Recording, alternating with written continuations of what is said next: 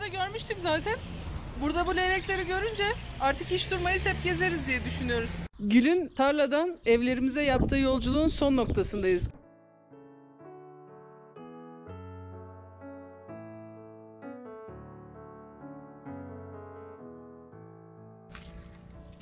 Evet, bir kutu açılışıyla daha beraberiz. Bu kutu nereden geldi? Biz Fresh and Soft'la gelen kutuyu açarken vücut havluları yok demiştik. Biz size vücut havlusu da yollayalım demişler. Bir deneyin bakalım, beğenecek misiniz? Görüyorsunuz, kargo poşetini bile açmadık. Sizin yanınızda açıyoruz. İçinde inanın ne olduğu hakkında hiçbir fikrimiz yok. Bunu ben açayım. Aç bakalım. Ama içindekileri parçalarsın.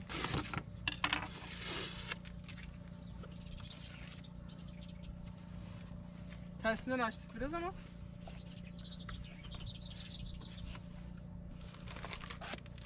Hasta vücutlarını temizlemek için ama tabii ki karavanda da çok rahat kullanılabilir. Onu ben mümkünse temizlemeye kullanmam. Hasta olmak istemiyor musun? Hayır. Bu arada Fresh and Soft'un mendillerinin şöyle bir özelliği de varmış. Bu mendiller çöpe atılmayıp da dışarıda doğada toprak altına gömüldükleri zaman 45 günde tamamen doğaya karışıyorlarmış. Tuvalet kağıtları da normal bir şekilde tuvalete atılıp klifon çekildiği zaman parçalanarak yoluna devam ediyormuş ve kesinlikle doğaya zarar vermiyormuş. Tabii ki karavanda tuvalete atmak mümkün değil ama evet, onu da şimdi arka tarafa yapıştıracağız. Evet. 2 paket mendilimiz var. İçinde kaç tane varmış? İçinde 60 tane var. 60 da bunda var. 120 Bunu tane. tekrar bunu doğaya atmayıp toprağa gömmek. Toprağa gömdüğünüz zaman 45 gün içinde doğaya karışıyor. Teşekkür ederiz Fresh and Soft. Biz bunları deneyeceğiz ve sonuçları size bildireceğiz. Bilmiyoruz nasıl kullanılıyor. Vücudu rahat temizleyebiliyor mu? Karavanda kullanmasanız bile hastalarınız için kullanabilirsiniz. Rahatlıkla. Alkol yok, paraben yok, vitamin E'li katkılı. Teşekkür ediyoruz. Artık Fresh and Soft'ta bizim sponsorlarımızla takipçilerimizin arasında bir noktada. Eğer sizin de sticker'ınız varsa bizi takip ediyorsanız üst kısımda yerinizi alabilirsiniz. Ya da bize sponsor olmak istiyorsanız alt kısımda yerinizi alabilirsiniz.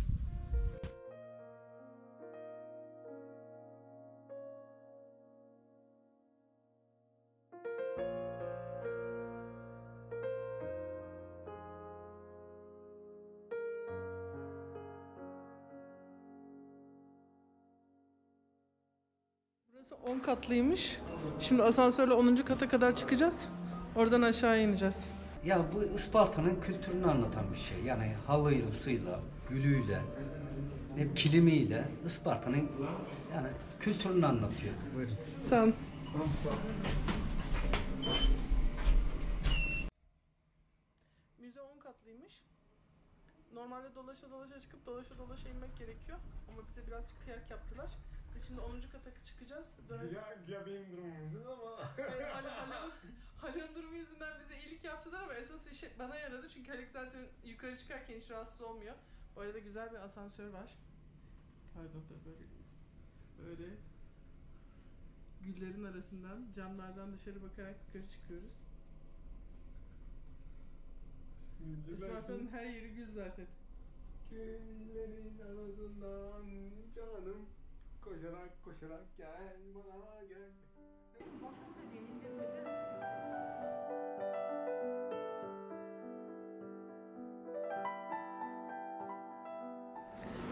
Burası aynı zamanda Isparta'nın seyir terası. Sesim biraz yankılanıyor olabilir çünkü bomboş bir alan. Şöyle bir Isparta'yı görelim. Eski evler eski çatılarıyla, yeni yapılanlar yenilenmiş, bazılarında güneş panelleri de var artık. Şu karşıda ileride gördüğünüz büyük mavi bina şehir hastanesi. Bizim dün aşı olduğumuz yer orasıydı. Isparta'nın güzel yanı çok fazla yüksek binaya izin vermiyor olmaları. Böylece şehir hemen tamamen aynı hizada kalmış. Yalnızca şurada yapılan zannediyorum TOKİ evleri var. Onlar biraz daha uzunlar. Şuradan akan bir nehir var aslında. 2 gün önce yağmur çok fazla yağdığında burası bayağı doluydu ve akıyordu. Ve sağa solu yeşillik bir şekilde şehrin içine kadar gidiyor. Yürüyüş yolları var etrafında, spor alanları var. Sanki oradan çekince başka bir şey oluyor. Hey Allah'ım ya.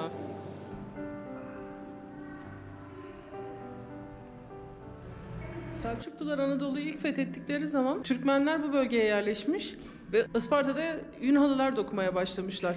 Bu dağlarda besledikleri koyunların yünlerini kırpıp Eylül-Ekim'de kışın eğirip ip haline getirip halı dokumaya başlamışlar. Ve Isparta halıcılığı diye bir halıcılık şekli doğmuş.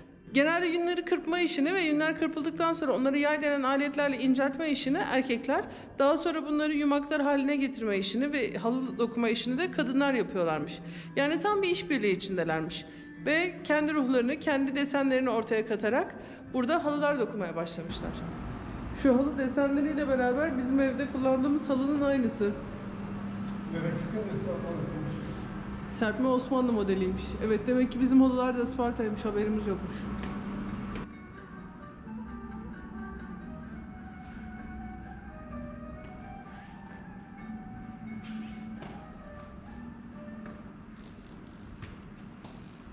Isparta'da halıcılık 12. yüzyılda başlamış Türklerin buraya yerleşmesiyle. Türkmen gruplar, tabi bunlara sadece Türkmen grup değil, Sarıkeçililer, Melihler, Karakoyunlular, Sarıkaralar ve bunun gibi pek çok Türkmen boyu burada 19. yüzyıla kadar halıları dokumuşlar ve halıların ticaretini yapmışlar. Niye 19. yüzyıla kadar diyoruz? Çünkü 19. yüzyıldan sonra Uşak, Manisa, Kula gibi yerlerden siparişler gelmeye başlamış ve onlara halı dokunmaya başlamışlar. Ve Isparta halısının kendi kültürü, özelliğini yitirmeye başlamış. Onların desenleriyle sipariş üstüne halılar dokumaya başlamışlar.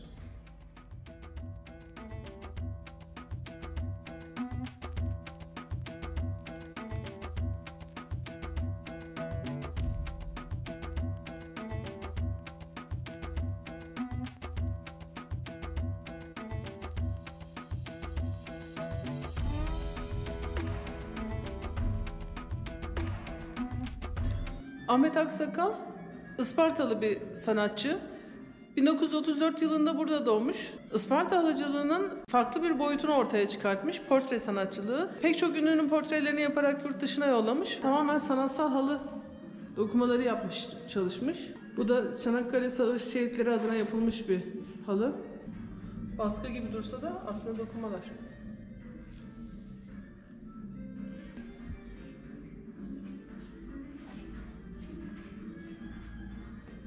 Benim bilmediğim ve burada öğrendiğim bir şey, 19. yüzyılın sonlarına doğru artık İzmir'den başlayarak Uşak, Kula ve bu bölgelerde Avrupalı tüccarlar kendi desenlerini yaptırmaya başlamışlar. Hatta kendi desenlerini yaptırmakla kalmamışlar. Kendi iplerini, kendi yünlerini, kendi renklerini de getirmişler. Ve bütün bu civardaki halıcılığı ve halı dokuma tezgahlarını ele geçirmişler. Para nerede çoksa insanlar onlara dokuyor haliyle. Ama bu bizim kendi kültürümüzü öldürmüş yavaş yavaş. Ve artık Isparta halıcılığının orijinal desenleriyle halı dokuması gittikçe azalmış. Türkiye'de çekilen ilk Türk filmi, renkli Türk filmi Halıcı Kızmış ve Ispartalı bir kızın hayatını anlatıyormuş, biliyor musun? Hayır. Abi sen de hiçbir şey bilmiyorsun ya. Vallahi bilmiyorum ben de. Ben de bilmiyorum. Buradan öğrendim. Şuradan öğrendim işte. Halıcı Kız ilk renkli Türk filmiymiş ve Isparta'daki bir halıcı kızın hayatını anlatıyormuş.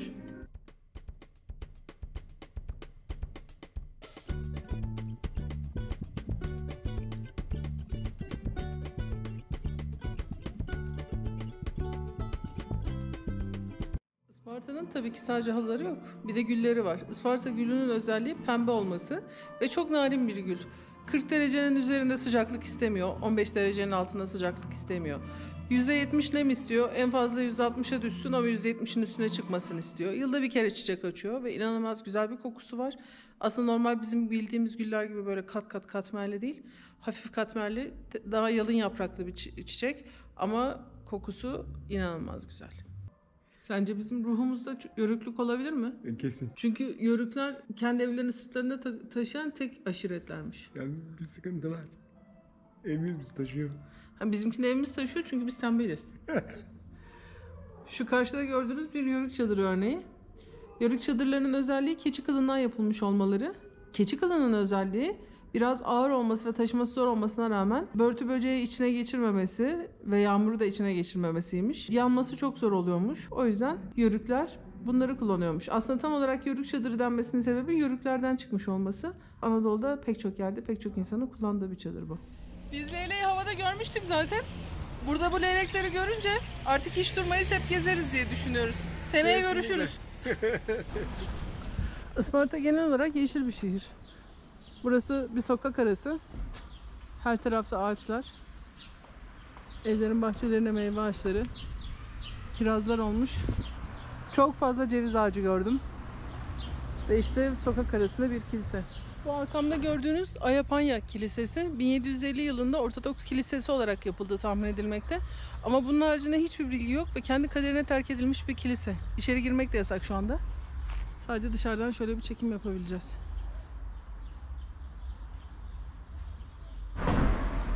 İç görüntüsü de şu şekilde.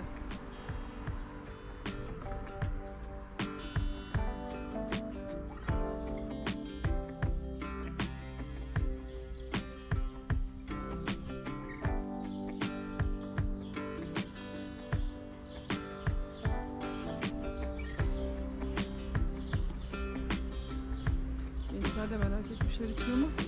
İçeriye girmek yasak maalesef.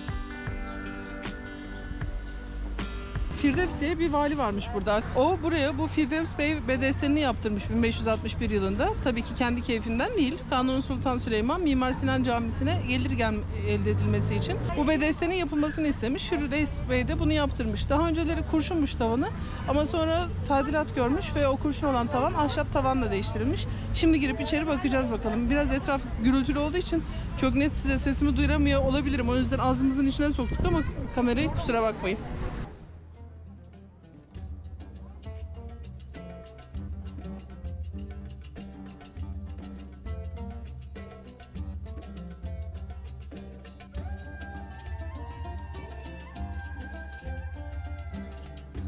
Arkamızda gördüğünüz alanda üzüm pazarı. Eskiden burada üzümler yani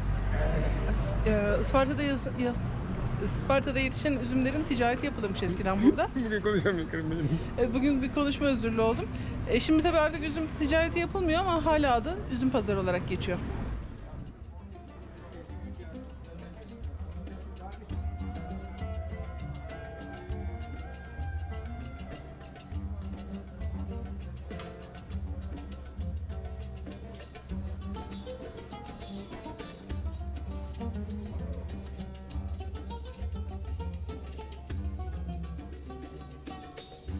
Günaydın arkadaşlar. Günaydın. Biz şimdi Isparta'dan geri Burdur'a doğru gidiyoruz. Neden diyeceksiniz? Çünkü bizim bir takipçimiz bizim bir isteğimiz olup olmadığını sordu. Biz de dedik ki ona bir gül bahçesi ve gül yağı fabrikası görsek çok güzel olur.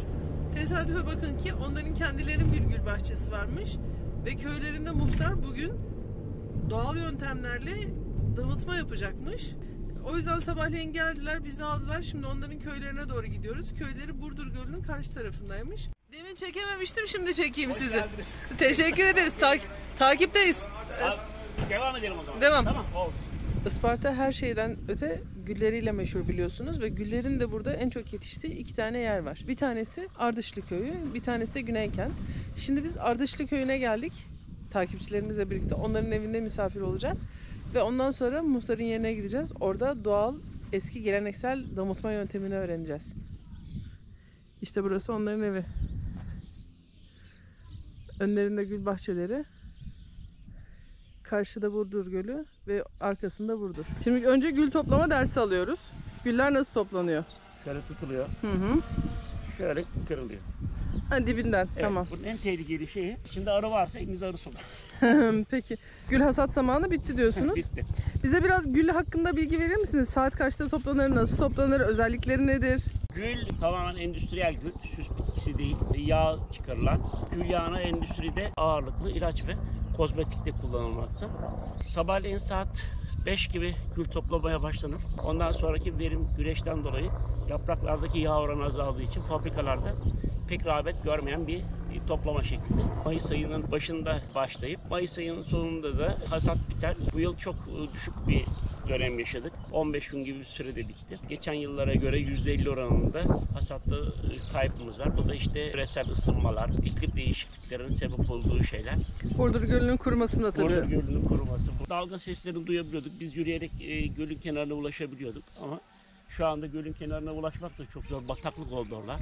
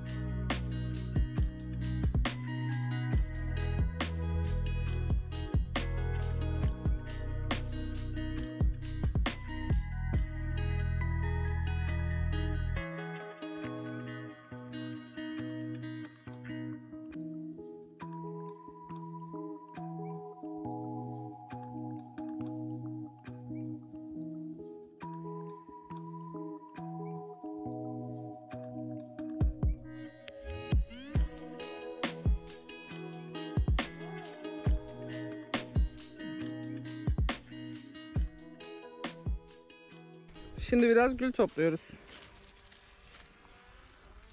Böyle tutup dibinden alıyormuşuz gülleri. Ama önce içinde arı var mı yok mu diye kontrol et dediler. Yok. Ben biraz böyle ufakları da topluyorum. Çünkü bana dediler ki bu küçüklerin kurutulduğu zaman suyun içine atılınca suyu ve çayın içine atılınca çayı çok güzel oluyormuş.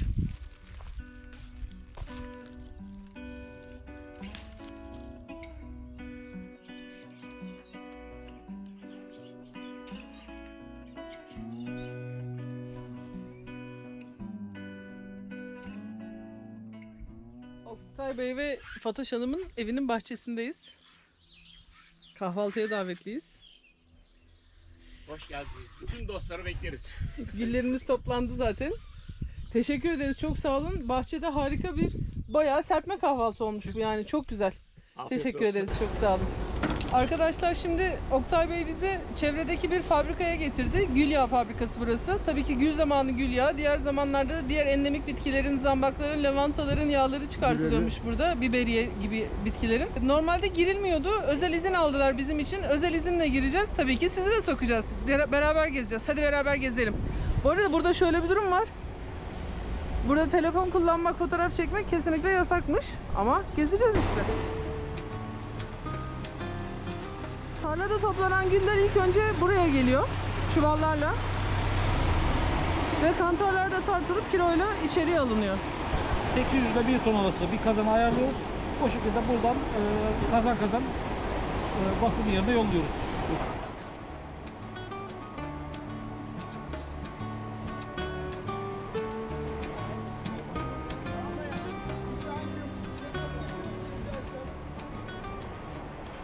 Bir ton gülden yaklaşık ne kadar yağ çıkıyor? 4 tondan 1 kilo olarak. Bir ton gül sadece 250 gram yağ için harcanıp çöpe gitmiyor herhalde. O kalan malzemeleri ne yapıyorsunuz? Köylüler bunu yakıt olarak, kalıplar halinde yakıt olarak kullanıyorlar. Kompost yapıp gübrede de kullanabiliyorlar. Hayvan gübresiyle, yeşil baylayla. Onları veriyorsunuz Evet, artık karıştırıp. geri. Evet, onlara Tamam. köylüler alıyor. Onları Tamam, kullanıyor. çalışmalarına geçebiliriz o zaman.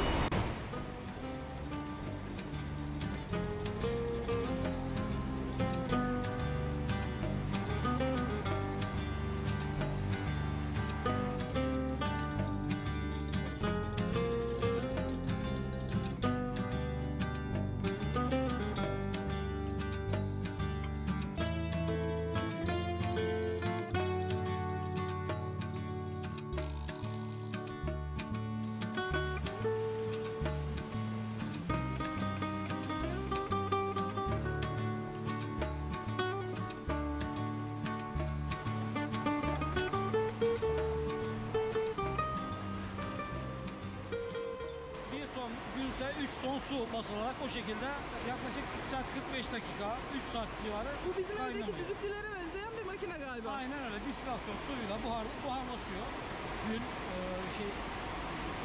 Gül kaynıyor, su buharlaşıyor.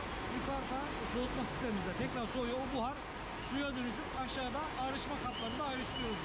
Peki burada siz sadece yağ mı çıkartıyorsunuz yoksa diğer malzeme ürünler de yapılıyor mesela sabun gibi? Gül suyu ve gül yağı çıkıyor burada. O kadar. O kadar. Güllerimiz bu kazanlarda kaynıyor. Görmüş olduğunuz gibi buharlaşan su, buhar tekrar su haline dönüp burada bu bunların içine akıyor. Bunlar da yağ kısmı üstte, su kısmı altta kalacak şekilde ilk distilasyon bu. Buradan çıkan suyu veronik dediğimiz kazanlar var. Onlarla tekrar işliyoruz.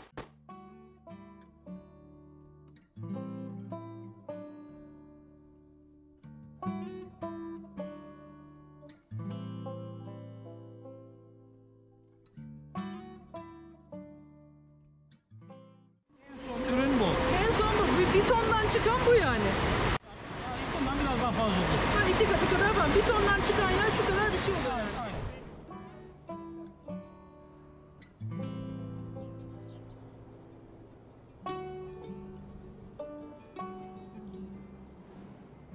Gül posalarını ne olarak değerlendiriyorlar? Çıkır olarak kullanıyor ya da gübre olarak da kullanabiliyor. Bunu kompost yaparak hayvan gübresi, yeşil balya, saman karıştırıp kompost halinde organik gübre olarak da kullanıyorlar. Peki siz bunları satıyor musunuz köylü yoksa ücretsiz olarak gelip alıyorlar artık? Ücretsiz olarak.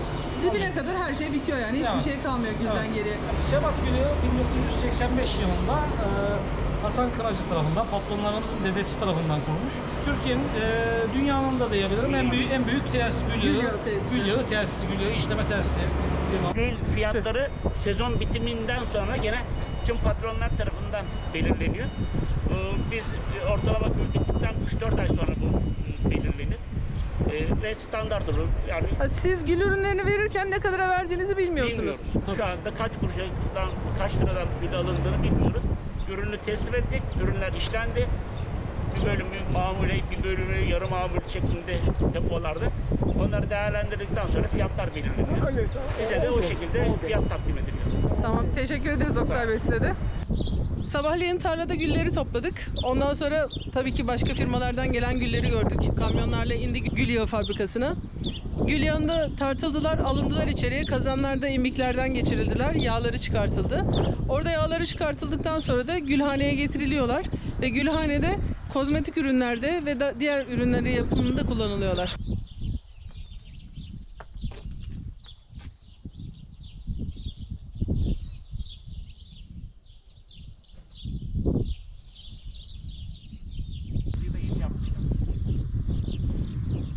Gülhane.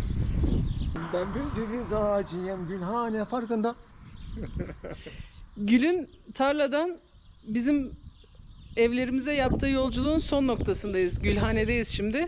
Burada gül suyunun, gül yağının kozmetikte ve diğer ürünleri yapmakta nasıl kullanıldığını öğreneceğiz.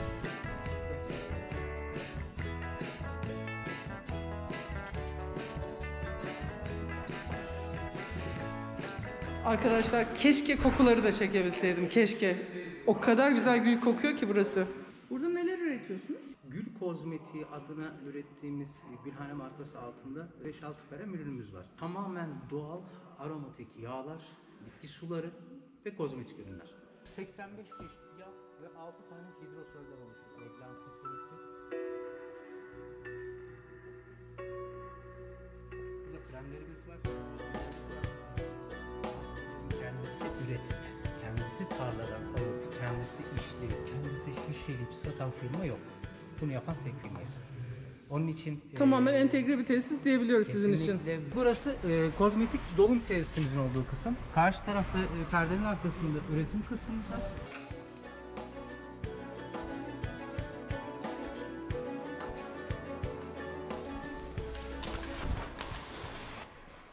Bütün teknolojileri biz geliştiriyoruz. Bakın orada organik bir ve doğal bir. Burada o aldığınız yağlar nasıl işleniyor? Kozmetik üretimi içerisinde kullanabileceğimiz şeyleri öncelikle yukarıda laboratuvarımızda formülize ediyoruz. Sonradan bunları kozmetik ürün formatına geldikten sonra büyük kapasite üretimlerini yapıp direkt borularla dolum makinesine el değmeden aktarıyoruz. Dolum makinelerinde dolumlarını yapıyoruz. El değmeden kapaklanarak etiketleme bölümüne geçiyoruz. Arkadaşlar şu anda sezon olduğu için gül toplama mevsimi ve gül yağı çıkartma mevsimi olduğu için burada üretim yapılmıyor. Sadece daha önceden çıkartılmış ürünlerin paketlemesi yapılıyor. Ama daha sonra yani mevsim bittikten sonra, çiçek toplama mevsimi bittikten sonra burada işlemler başlıyor ve burada çalışmalar başlıyor. Şu anda köyün eski geleneksel yöntemle gül kaynatma yapıldığı yere gidiyoruz. Geleneksel ocaklarla nasıl yapıldığını göreceğiz. Ama tabii şu anda çalışmıyor. Bugün yapmamışlar. Ama Oktay Bey bize bu konuyla ilgili biraz bilgi verecek. Bildiğim kadarıyla size aktarmaya çalışayım. Geleneksel gül kazanları.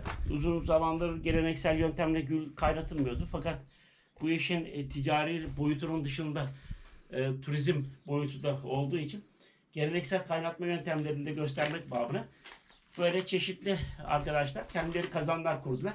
Gelen turistlere, yabancılara bunların hem yapıyorlar hem de doğal yolla elde etmiş oldukları ürünleri veriyorlar, satıyorlar. Bu kazanlar ortalamaya 40-50 kilo civarında gül alır.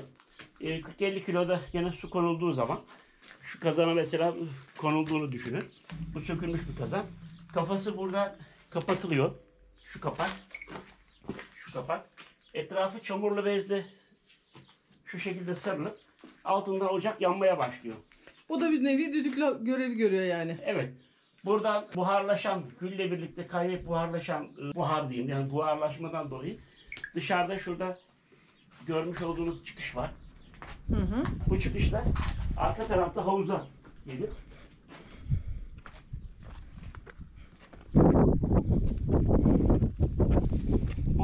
içinden geçen borularla soğutuluyor. Buharlar suyun içinde yoğunlaşarak sıvı hale geldiği zaman tekrar buradan gül suyu şeklinde, yağlı su şeklinde damıtılıyor. Muhtemelen burada şu anda gül suyu. Evet, koklayın. Üretimi yapmışlar, bırakmışlar. Evet, gül suyu, gül kokuyor. Bunlar tekrar kaynatılıyor. Aynı su buraya gülsüz olarak tekrar konuyor ve bir daha kaynatılıyor. Evet, sonra bu şişelere alındığı zaman bu şişenin üzerinde yağ birikiyor. O biriken yağlar da enjektörlerle alınıp tekrar biriktiriliyor ve bu biriktirilen yağlar da pazara sunulmuş oluyor. Altındaki su da gül suyu oluyor. Alttaki gül suyu da doğal gül suyu olmuş oluyor. Tamam. Çok teşekkür ederiz Şey bilgiler değil. için. Çok sağ olun. Haluk gerçi drone'la çekimi yaptı burada ama bir de ben şunun tepesine çıkayım da ucuz bütçeli drone çekimi yapayım bakayım. Ve gene nefes nefese kalacak, tırmanacak bir alan buldum. Ardışlar Köyü'ne ucuz bütçeli drone uçuşu.